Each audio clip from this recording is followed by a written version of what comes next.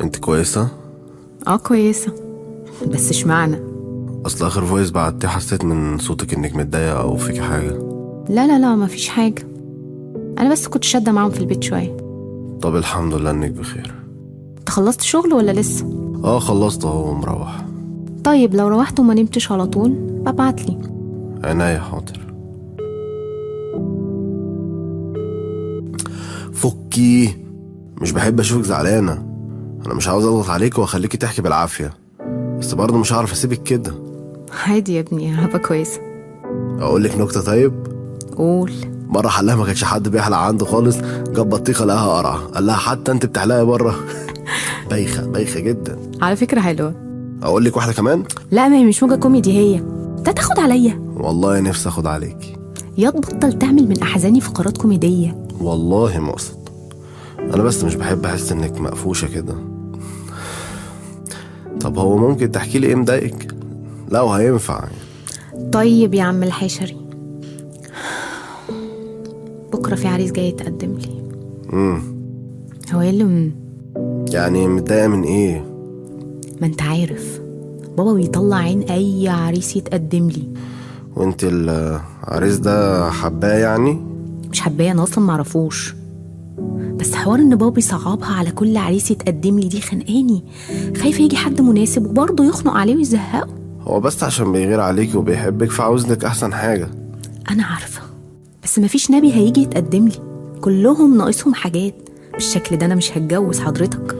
هو فعلا ضروري باباكي يخف شوية عن اللي بيتقدمولك. المشكلة انك برضو مش هتقدري ما ترضيش ابوكي، صح؟ ما هي دي المشكله. لا ان شاء الله خير، وان شاء الله يترفض زي اللي قبله. انت بتقول ايه؟ بقول لك خير يعني ان شاء الله. لا عاوز ربنا هيكون. انت بقى قول لي يا فالنتينو، اخبار الموزه بتاعتك ايه؟ اعترفت لها ولا لسه؟ مزة مين؟ لا دي خلاص مش هعرف اعترف لها بحاجة. ليه كده؟ مش شكلها تتجوز. انت بتستعبط؟ انت ليه ما اعترفتلهاش حتى؟ او حتى تقدم لها وانت ونصيبك يا سيدي. ما انا قايل لك عندها ظروف في بيتها، وباباها زي باباكي كده صعب، عاوز لها احسن حد في الدنيا برضو. طب وانت فيك ايه؟ ما انت كويس وزي الفل. ربنا يسترك، لكن انا ما انفعهاش. مازين، انت فعلا بتحبها ولا معجب بيها عشان هي حلوة زي ما انت بتقول؟ اكتر حد برتاح معاه، اكتر واحدة متقبلة زي ما هي، عشان هي كمان متقبلاني زي ما انا. هي حلوة، لكن هي من جواها احلى. اكتر حد نفسي يكون جنبي على طول. ازاي هي مش حاسة بكل ده؟ طب انت حاسس انها بتحبك؟ كفاية اني بحبها. لا مش كفاية على فكرة، ولازم تقول لها. مش هينفع. لا هينفع. والله صعب. لا مش صعب، ابعت لي اكونتها وانا هحاول اصاحبها واعرف دماغها. انت بالذات ما ينفعش تكلميها. اشمعنى انا بالذات؟ عشان يا بنتي هي عارفة انك صاحبتي وكده، مش حابب اتحط في موقف محرج. وبعدين قلتلك المشكلة مش بس فيها، انا مبسوط قوي ان علاقتي بيها ما فيهاش هدف معين، مش علاقة بغرض جواز ولا ارتباط. يبقى انت مش عاوزها يا مازن. لا والله عاوزها. لا، اللي عاوز حد بيسعاله.